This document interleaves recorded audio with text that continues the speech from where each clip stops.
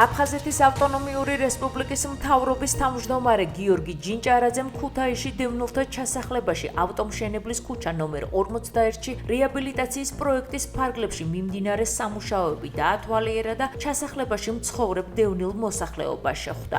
აღნიშნულ კომპაქტურ ჩასახლებაში სარემონტო სამუშაოები ადგილობრივი ხელისუფლების აქტიური ჩართულობით და აფხაზეთის ავტონომიური რესპუბლიკის მთავრობის ხელშეწყობით განხორციელდა. გიორგი ჯინჭარაძემ ადგილობრივ ხელისუფლებას მიზანზე ორიენტირებული პროექტის განხორციელებისთვის და დევნილი მოსახლეობის საცხოვრებელი პირობების გაუმჯობესებისთვის მადლობა გადაუხადა და აღნიშნა, რომ აფხაზეთის მთავრობა შეხვედრებს ეტაპობრივად ყველა ჩასახლებაში განახორციელებს.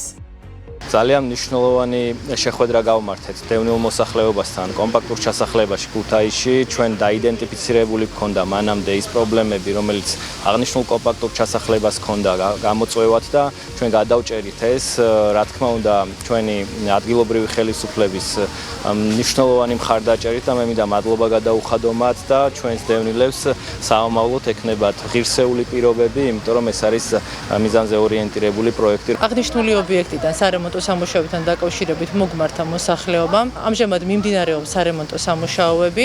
მიმდინარე სამუშაოების პროცესში წარმოისვა დამატებითი საჭიროებები, რომელიც ადგილზე აფხაზეთის მთავრობისა და ადგილობრივი მუნიციპალიტეტის ჩართულობით მოგვარდა და გადაწყდა. რემონტები მიმდინარეობს, კეთდება სადარბაზოები. გვაქვს კიდევ სხვა პრობლემები, რაზეც დღეს ვისაუბრეთ.